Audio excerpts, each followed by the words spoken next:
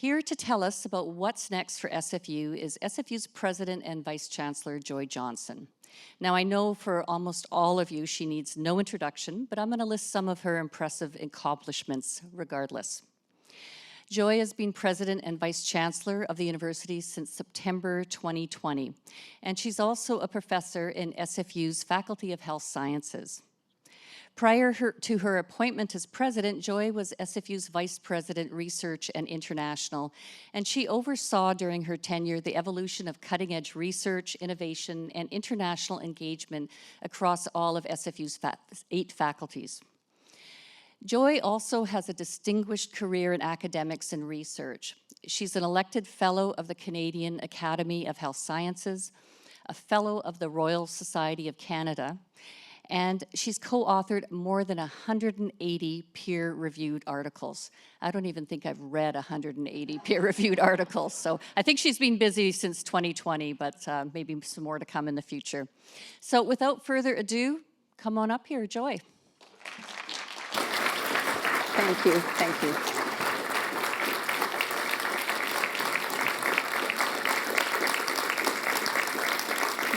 Thank you. Thank you ever so much. Thanks for the wonderful introduction, Joanne. And I have to say, I am so excited to welcome all of you. I want to thank you all for coming. And I want to begin by saying SFU is an extraordinary community. We have people from all walks of life and every part of the globe coming together. They come together to learn, to teach, to discover, to create. And I just want to say it's really exciting to have this moment with all of you now. I'm so very proud of everything that we've accomplished. We have gathered today on the unceded traditional territories of the Musqueam, the Squamish, and the Tsleil-Waututh people to talk about the future, to talk about what's next for SFU. And I can think of no better place to do it than right here in downtown Vancouver. This campus reflects everything that makes SFU so special. But we have a number of other special campuses as well. Like few other universities, we are a university that really is grounded in community. In Burnaby, where it all began, a beautiful campus. In Surrey, and we've got some folks from Surrey here tonight, BC's youngest and fastest growing city. And here in Vancouver, where innovation, inclusion, community dialogue come together. And these are qualities that are more important than ever before. So today, I am not going to speak just by myself. I am joined by a number of very special guests. I'm joined by Len Pierre. Len is from the Katsi First Nation in Surrey, and he was awarded a Master's of Education last year. Hello, Len. It's great to see you. All right, Swale. Good day. Joy, thank you so much for having me. Hello, everybody. Thank you so much, Len. We also have Kate Fraser with us. And Kate is a PhD candidate in chemistry. And Kate is doing groundbreaking work on renewable energy. Welcome, Kate. Hi, Joy. Thank you for... Hi, Joy. Thank you for inviting me to be here today. It's great to have you with us, Kate. We also have Sherry Sandhu with us, and Sherry is a recent graduate with a Master's of Public Health. Sherry, wonderful to have you here. Hi, Joy. Thanks for having me. It's an honor to be here.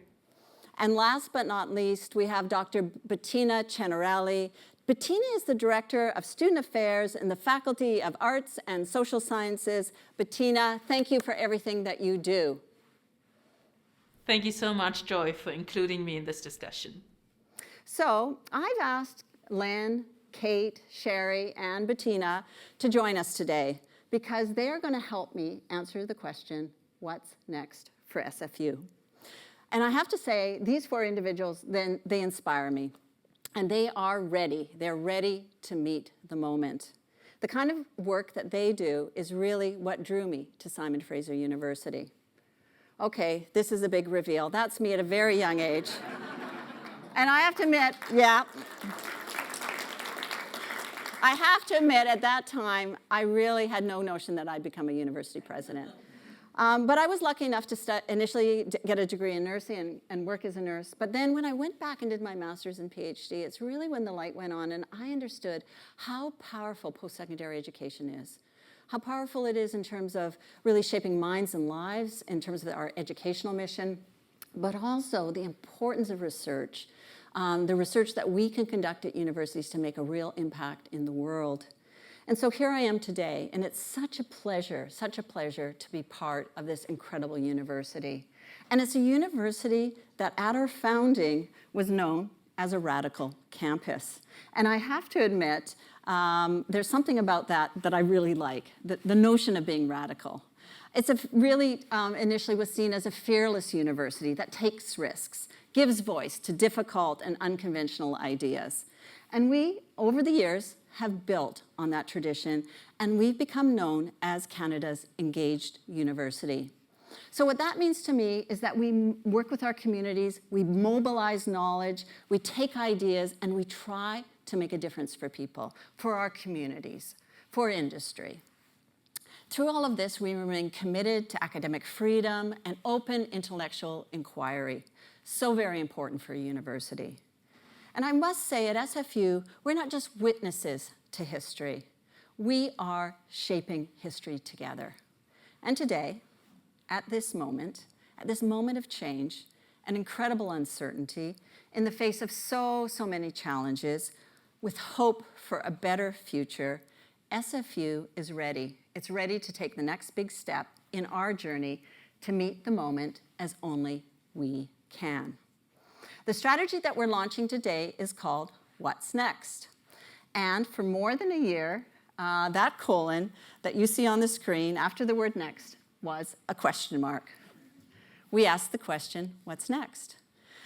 We asked our community about their hopes and dreams for the university, and not surprisingly, people had a lot to say. And I have to say, our conversations were really deep and enriching. They were thoughtful, detailed, impassioned. And I have to say, they reflected the intellectual and cultural diversity of our community. We learned a lot. Through that conversation, we reaffirmed our commitment to academic excellence and integrity. We reconfirmed our commitment to the well-being of our students, and most importantly, to building a better world. Those conversations told us a lot about how we see ourselves and what we aspire to be. And our vision is to be a leading research university advancing an inclusive and sustainable future. This is our vision. This is what we aspire to be. As one of Canada's best institutions for teaching and research, I think it's no surprise that year after year, we have been ranked Canada's #1 comprehensive university. We have been defined by extraordinary impact that we have in the communities that we serve. We have also refined our purpose. We are here to create and connect knowledge, learning, community for deeper understanding and meaningful impact. This is our purpose. This is why we exist. At SFU, we don't just look at the world and ask why. We are dreaming about a better world and asking why not. So today, I'm sharing 4 priorities that will help us fulfill our purpose and vision. They really build on what's best about SFU, our traditions and our work that is already underway, and they bring our values to life. And they answer the question, what's next for SFU? And so here are the 4 areas, the 4 priorities for us: to uphold truth and reconciliation, to engage in global challenges, to make a difference for British Columbia, and to transform the SFU experience. So I'm excited to tell you a little bit about each one of these priorities. And let me begin by talking about upholding truth and reconciliation. In our conversations about what's next, it came through loud and clear that the SFU community recognizes that we have work to do to uphold truth and reconciliation. It really was a defining theme. And I have to say, I'm not surprised. 6 years ago, SFU's Aboriginal Reconciliation Council called us to action as a university. And I think Chris Lewis is in the house tonight, and I want to thank Chris for the work he did. Oh, there you are right there. Thank you. Chris Lewis and Chris Magnuson co-chaired the Reconciliation Council and did amazing work. They pushed us to think about how we can walk the path of reconciliation. And I want to thank Chris, but everyone else who was part of that journey in helping us move forward. Thank you for the work that you've done in terms of reconciliation, and thank you for helping us see this as a priority for the future. So right now at SFU, upholding truth and reconciliation takes many forms. Right now on Burnaby campus, we just broke ground for a new First Peoples Gathering House. I'm really excited about this building. But we're also shaping and changing our curricula. So for example, we have a new master's program in Indigenous languages and linguistics. It's a great program, meeting a need. We have a new program, it's called Sunyamuk. It's a language hub in Nanaimo, meeting the need for Indigenous languages in Nanaimo. We're also in administration developing new leadership, Indigenous leadership positions. I'm really excited to see those positions filled in the near future. Also with partners, Fraser Health Authority, First Nations Health Authority, we are building a new medical school that will embed Indigenous ways of knowing in the curriculum from the very beginning. Yes.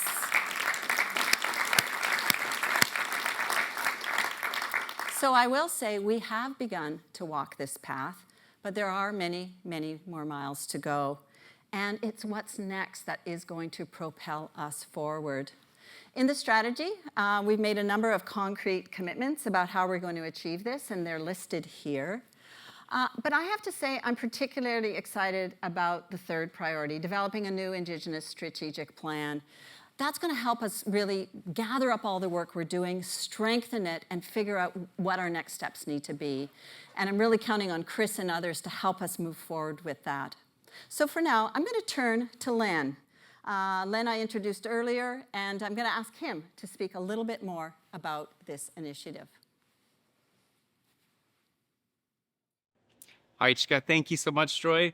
Aitswael, Mietsapkwachilam. Good day, everybody, and welcome. My name is Len Pierre. My ancestral name is Palikulak, and I am Coast Salish from Katzie First Nation on my father's side and Musqueam First Nation on my mother's side. To me, it is incredibly important that SFU has taken up the upholding of truth and reconciliation as one of its 4 priority areas moving forward in this strategy. It is setting the tone and really establishing ourselves as leaders in reconciliation. To me, upholding reconciliation in strategies and plans and frameworks such as this means we are, practicing what we teach, that we are upholding the truth before we get to the reconciliation. And with that comes, a really heavy commitment to this work, a commitment to learning, a commitment to unlearning, a commitment to change, and of course, a commitment to action. I always say gone are the days where we are passive bystanders in Indigenous experiences, but we feel like we could start to kind of like roll up our sleeves and get involved. What we're really talking about here with reconciliation is change and transformation, and that can only come from really good, meaningful engagement from, all of the hands and many minds and many hearts who have leaned into this conversation. In that, I would also encourage us to hold lightly and with humility that these are early days and our journey has just begun.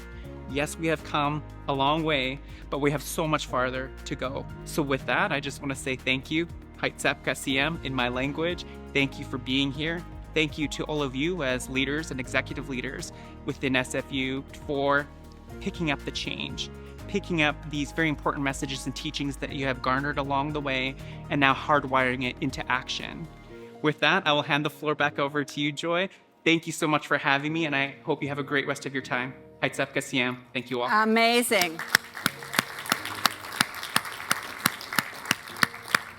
Well, thank you ever so much, Len. I just feel so fortunate that we can count you as one of our alumni. You really reminded us that we need to roll up our sleeves, but with humility.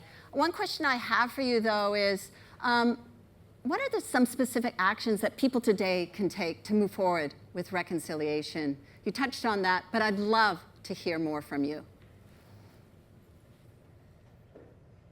Yeah. Oh, thank you so much for that. It's a really good question, and it's probably one of the most number one questions I get in the work that we do. Here are some of the more common, I would say, low-hanging fruit that we can all reach for, whether you're an executive leader or not at SFU, is start to build your own commitment, your own personal commitment for where reconciliation can exist for you, because reconciliation can exist for you. But I'm often encouraging folks to write down their own commitment to reconciliation, start to develop a vision for where you can see this in your professional practice, no matter what department or portfolio you oversee, but develop your own commitment.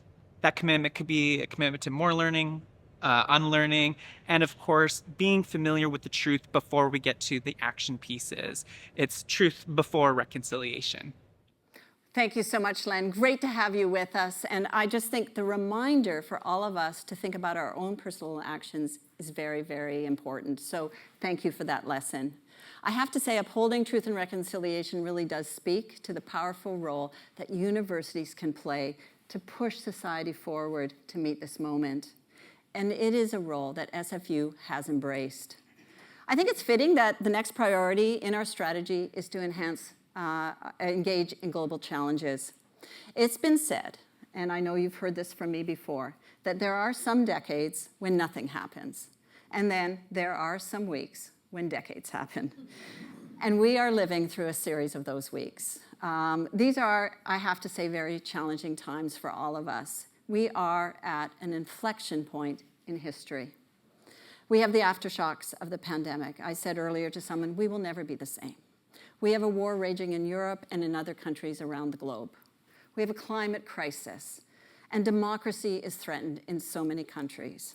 It is so easy to become overwhelmed, but I believe that there is always hope. As Nelson Mandela reminds us, education is one of the most powerful tools that we have to change the world. And that's what drew me to Fraser University and a career in education and research. And that's why I love this university. And that's why I can't wait to get to work every day. Hope for a better future burns bright at SFU. The hope that comes from being part of an institution that is connected to the world. We have 180,000 alumni in 150 countries. We have more than 300 annual global co-op placements, students spread out around the world learning and engaged in work. We have thousands of international students coming to our campus. And together we are working to solve some of the world's biggest challenges. So for example, SFU's public health experts are helping us prepare for future pandemics. Yes, there will be future pandemics, but we're going to be prepared for it. Engineers are making strides in renewable energy. Agri-tech scientists are improving food security. And researchers at SFU are developing green transportation solutions in cities and communities. The world is taking notice. In 2022, SFU was ranked among the world's top 10 universities for our commitment to sustainable cities and communities. I am so proud of that.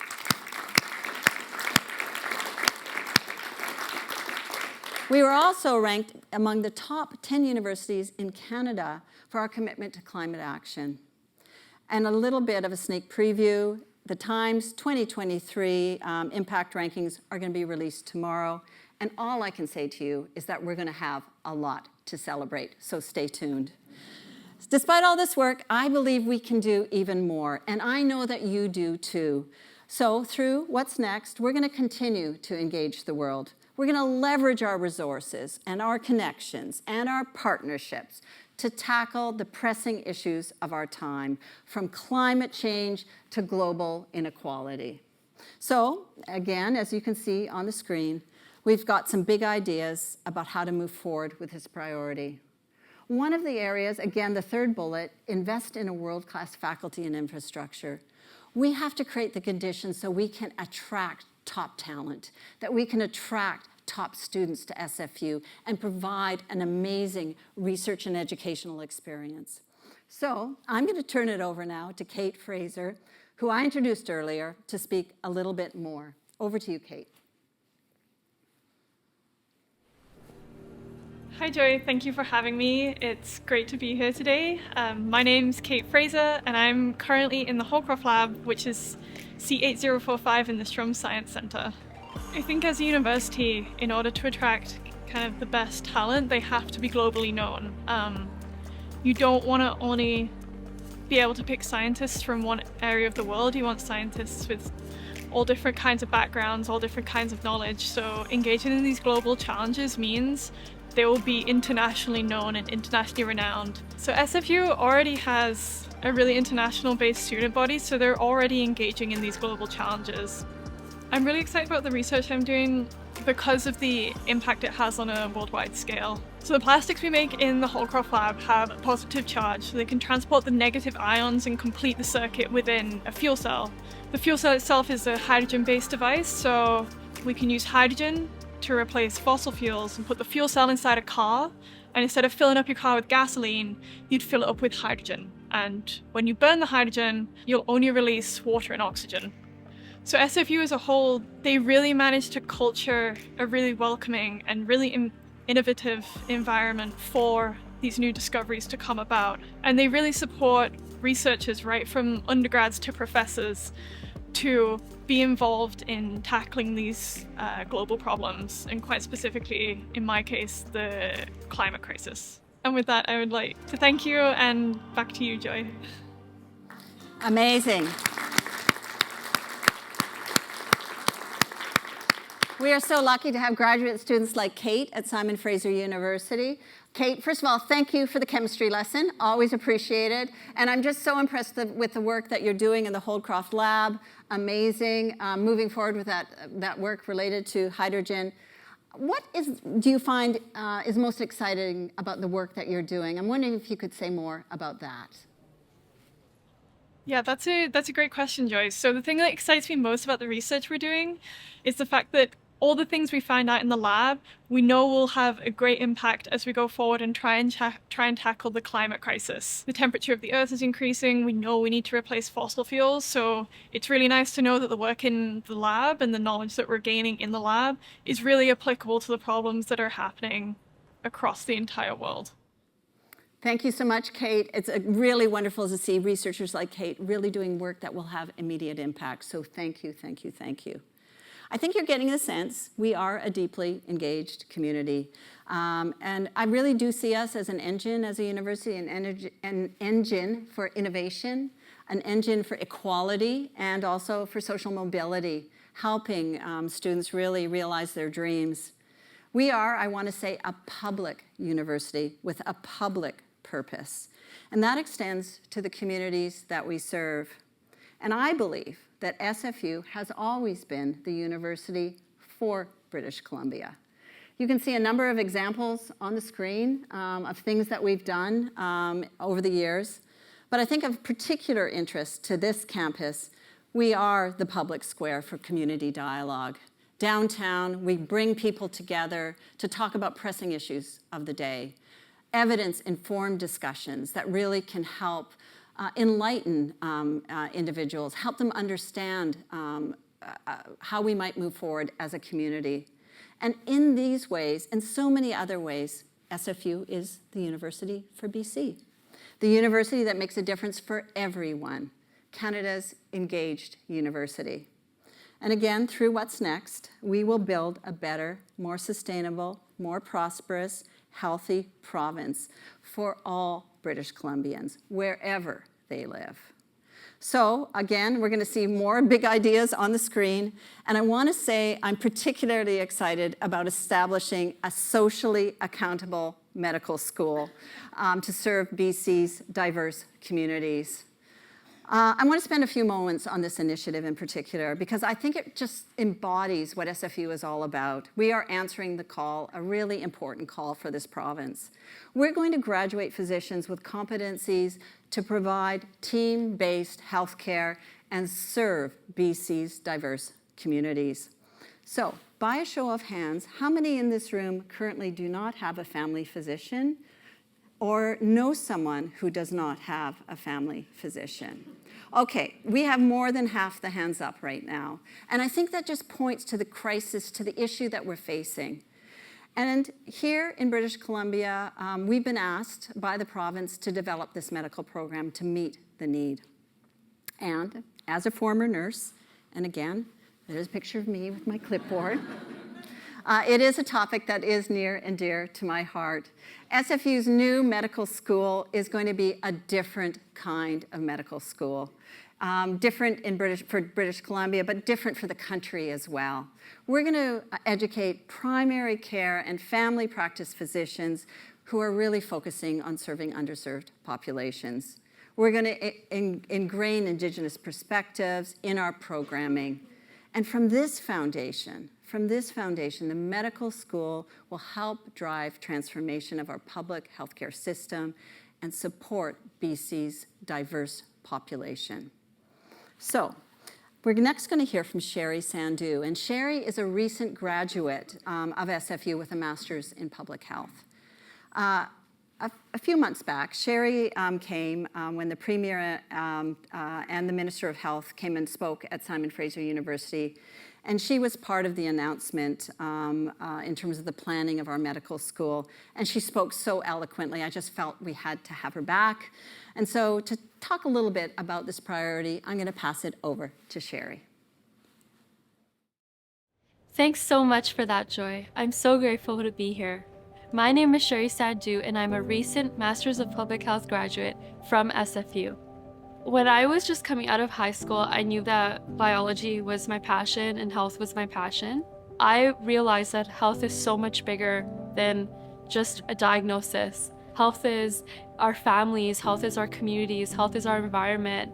So I wanted to help societies be healthier, and that's why I went into public health.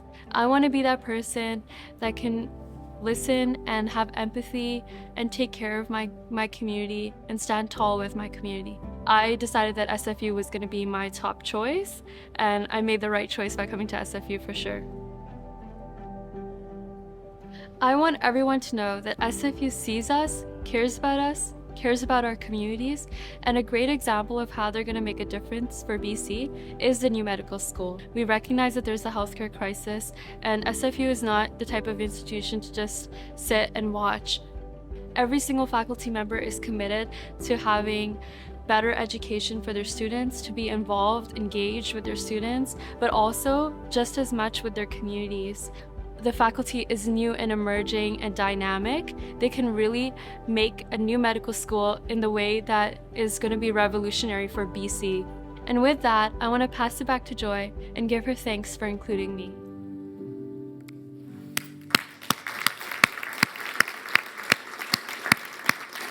Another fantastic alum of SFU and someone who's so passionate about public health. Thank you so much, Sherry, for everything that you've done to really embrace public health and see health as a broader issue. I'm just interested in your experience as a student. I'm wondering if you can tell us a little bit more about what made the SFU experience so unique for you. That's a really great question, Joy. Thank you. SFU is so unique because of how engaged they are with their students and with their community. I've had an incredible experience at SFU, and I hope that other students will have that experience as well. And as a recent alumni, I'm going to carry on those values in my community. Wow, that's fantastic. Thank you so much, Sherry. Thank you. I think you can appreciate that students really are at the heart and soul of Simon Fraser University. So too are our faculty and our staff. Together we make a community, and we know that we need to work together to provide that vibrant learning experience for our students and for our researchers. Our community's passion, their energy is really what makes the difference and makes our university so very special. And that's why we are transforming the SFU experience. That is our fourth priority. I also want to say an important part of our community are our alumni, and I think you get a sense of that from Sherry. Our alumni also are great ambassadors. They really push us to do better. But so do our students. Our students push us every day. When it comes to moving things forward, our students make sure big things get done. Like when our students helped lead our campaign to build the Burnaby Mountain Gondola. Yes, woohoo! Our students were relentless. They met with politicians. They hosted town halls. They built community support. There was a push from SFU as well, and I want to say it was led by Joanne Curry. Thank you, Joanne. Thanks to Joanne and our students, we have made incredible progress. The Burnaby Mountain Gondola is now a key priority for TransLink in its capital plan.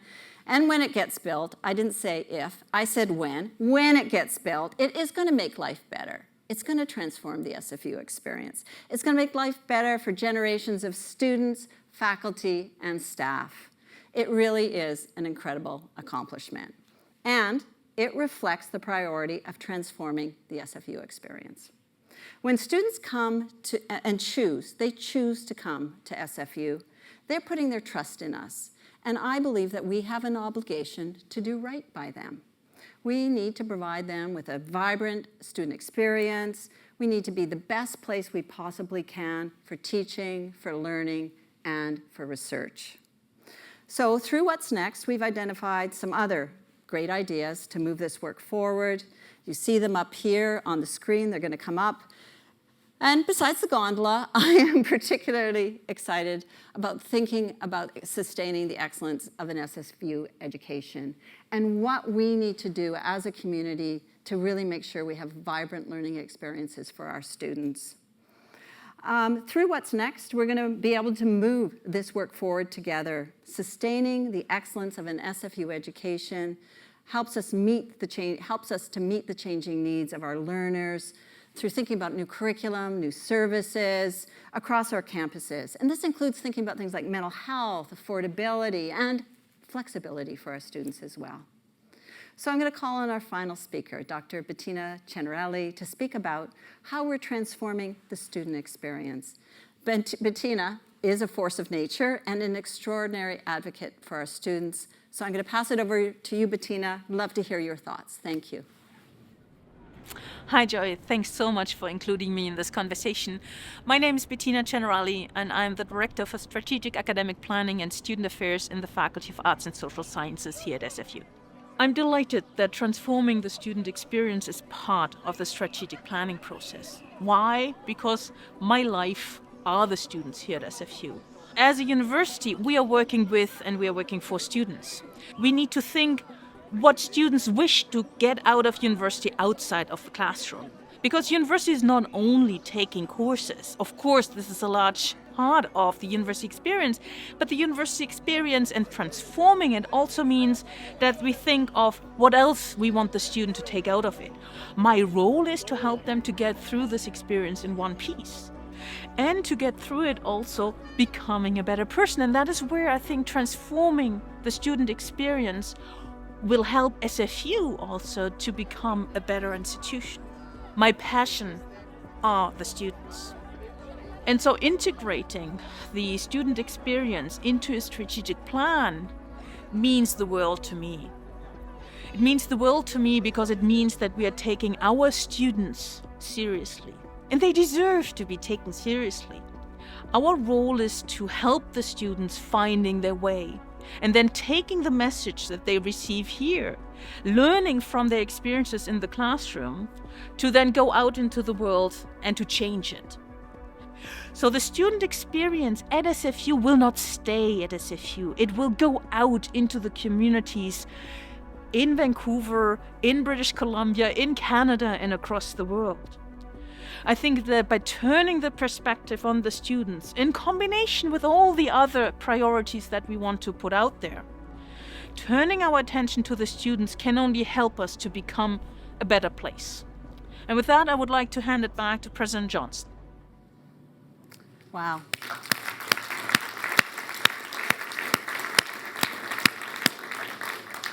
I think you sense Bettina's passion. Thank you so much, Bettina, for sharing your perspective and really thinking about not just helping our students survive, but actually helping them come out of the experience as better people. You talked a little bit about student experience, and I'm wondering if you could just say a little bit more about what you mean by student experience. Well, Joy, I love that you're asking me that question because I think there are many, many different definitions about student experience, what it should be, what it could be. For me, student experience is, of course, the learning in the classroom. It's the courses that the students are taking. It's the program that they are choosing. But student experience is also about connecting with everything that SFU offers, and SFU offers a lot. And so student experience for me is really sometimes very simple. You put up a game outside in Convocation Mall and they have fun together and they build community. Since we are very often considered a commuter campus, we need to pay attention even more to the fact that we need to build community on campus. We do not want to have students coming in and going away. We want them to come in and to stay and to enjoy and to invest themselves in whatever this institution can offer them. Well, thank you so much, Bettina. I just love that idea of really having our students invest in the experience at SFU and sticking around and staying. And I have to say, it is people like Bettina, like Kate, like Sherry, and like Len, who are really the reason why SFU is so very unique, why we are the right university for the right moment for our students, for our province, and for the world. There's a lot of work ahead, but I believe we can do it. What's next is the roadmap. It's the roadmap to achieving our priorities. The 4 priorities I've outlined today: upholding truth and reconciliation, engaging in global challenges, making a difference for British Columbia, and transforming the SFU experience. I really think that these priorities and values reflect what's most important and shared across our SFU community. And I passionately believe in the power of education to change the world. And I passionately believe that SFU can lead the way. Our history, our outlook, our commitment to community make us a different kind of university, the engaged university, the university for BC. And so with that, I would like to thank Bettina, Len, Kate, and Sherry. Thank you so much. You all 4 were amazing. Thank you for sharing your perspectives. I am so, so very grateful for your insights. Thank you.